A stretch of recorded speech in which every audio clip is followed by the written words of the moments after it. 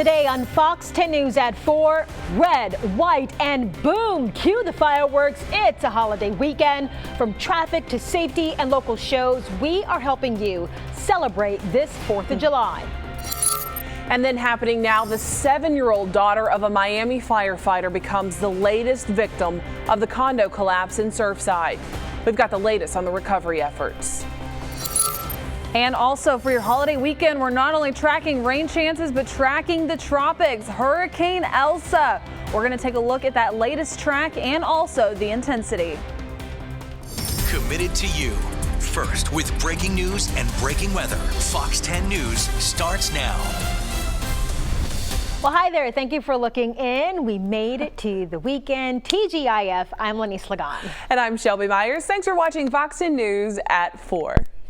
All right, we are just a month in and already that first hurricane of the season making waves, moving through Barbados just this morning. Yeah, that's right. According to the National Hurricane Center, Elsa has been strengthening with sustained winds now reaching 85 miles per hour. Meteorologist Jennifer Lambers is joining us now with the latest on the track and also the weekend forecast. A lot going on, Jen. Exactly. There's a lot going on. We have hurricanes to talk about. We have rain chances for our 4th here. So we're going to go ahead and break that all down within the next hour. But I mean, right now, so far, this isn't really stopping folks from going to the beaches. You're still starting to see some of those rough waves out there. Luckily, that rip current risk is low, but we could see some impacts by the end of the week from this, just turning up the Gulf just a little bit.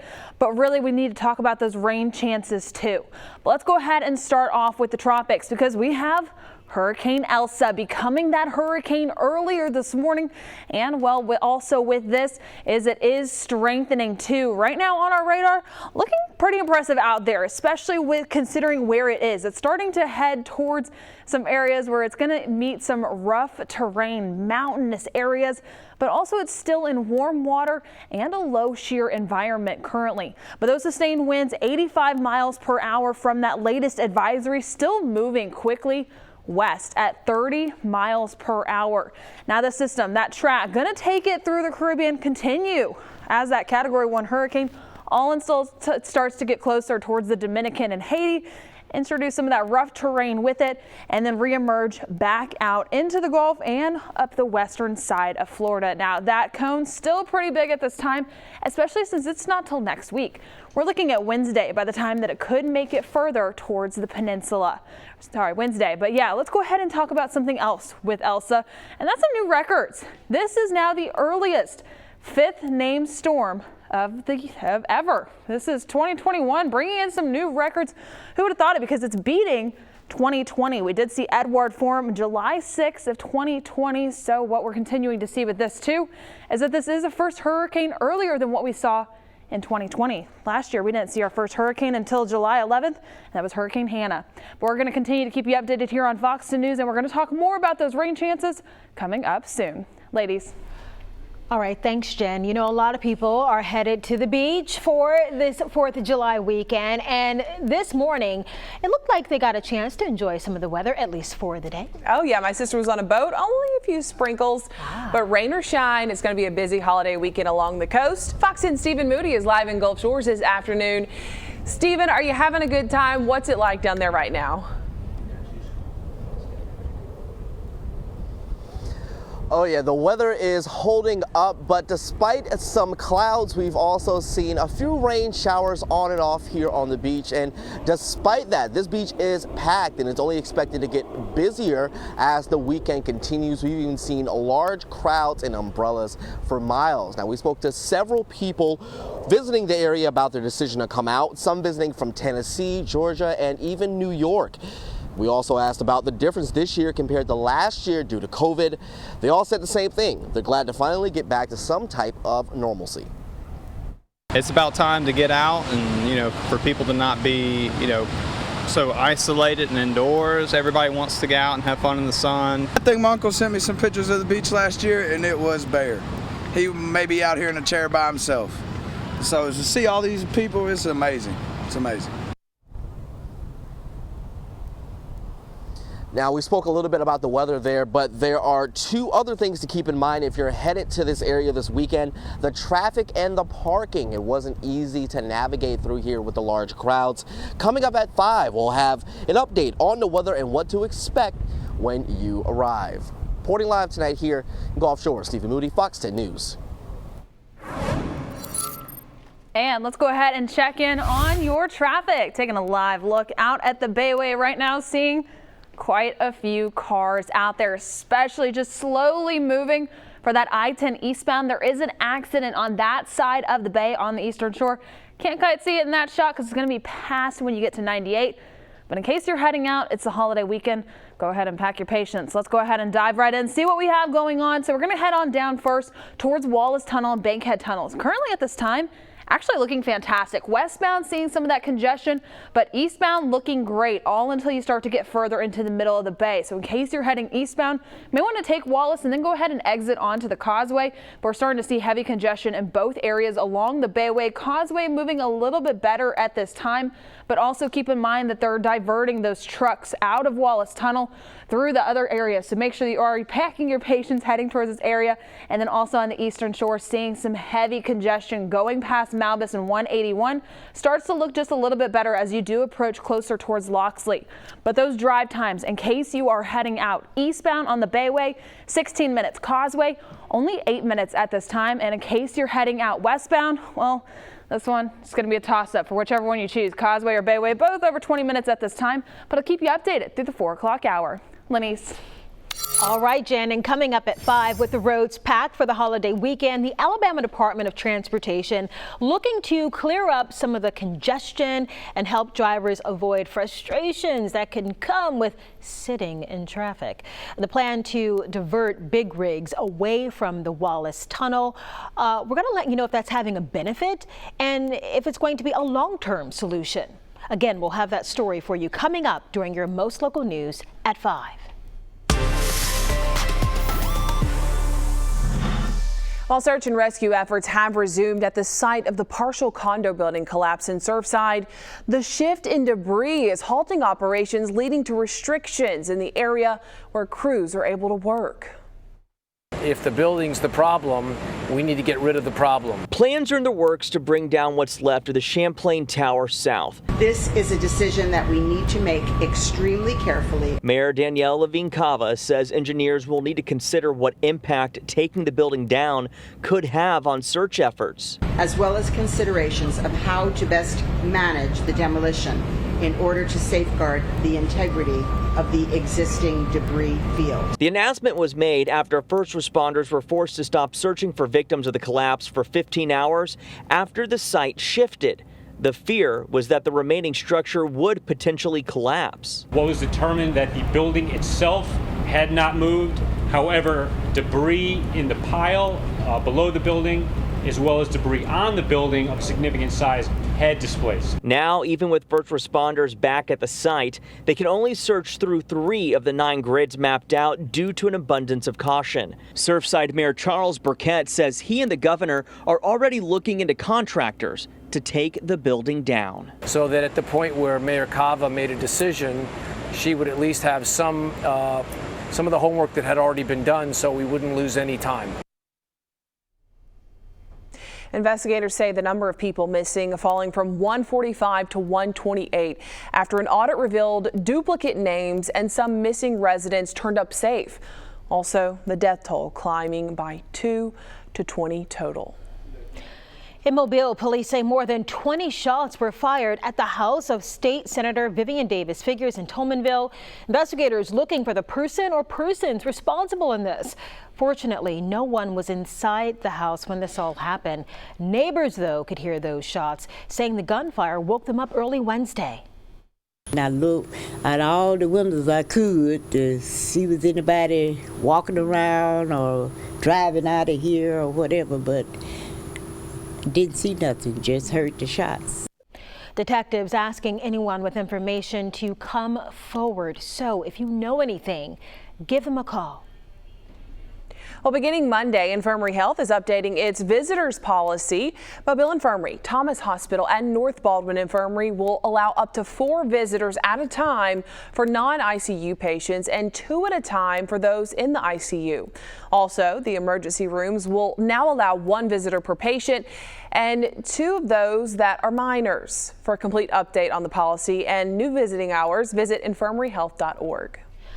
You got the new jobs numbers out. The economy adding more jobs than expected. The Biden administration celebrating that news, but economists caution there's still a ways to go to get back to pre-pandemic levels. Fox News correspondent Lauren Blanchard with the report. Our economy is on the move, and we have COVID-19 on the run. The U.S. economy adding 850,000 jobs in June, marking another strong month of hiring. A sign employers have been able to find more workers, but still not enough to fill open positions. There's still many Americans that were working before the pandemic that are still not back to work, and you know, we're not going to rest till we get all people back to work. President Biden says his administration's economic policies are making it easier for employees to demand better pay and working conditions. The market doesn't just give workers more ability to earn higher wages, it also gives them the power to demand to be treated with dignity and respect in the workplace. More jobs, better wages. That's a good combination. Republicans, while encouraged by the news, point to extended federal unemployment benefits as the reason some are hesitant to rejoin the workforce. Dozens of states have rolled back the extra $300 per week to prod people back into jobs. If you look at the states that had the biggest decline in unemployment in the last jobs report, it's the states that have stopped paying these increased unemployment. The unemployment rate did rise slightly to 5.9%, and the economy remains almost 7 million jobs short of where it was before COVID-19. In Washington, Lauren Blanchard, Fox News. Well, still ahead, it's a holiday weekend. Don't ruin it with injuries. What to know ahead to keep your 4th of July disaster-free. And then the fastest woman in America likely won't be running in the Olympics. Suspended after testing positive for a drug just weeks before the games. We'll explain. But first, thank you for watching Fox 10 News at 4. Stay close. The news continues.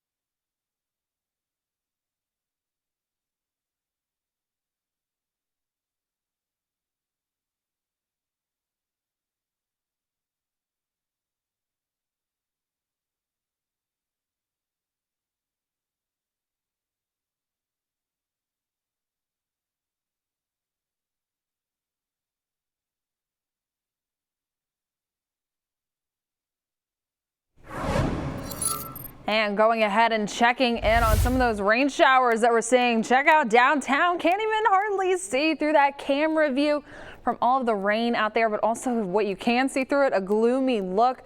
Also, just make sure if you are driving in this, take it slow. Make sure your headlights are on too. That way other drivers can see you, because we're still going to see a lot of these showers and thunderstorms moving through, heading further on into this evening. Now, right now on radar, what we're seeing is just a scattered look, but the majority of this activity taking place for our inland spots. So Monroeville down towards Atmore, Jay, Bruton, Flomaton, all starting to see a lot of this heavy rainfall and also that frequent lightning too.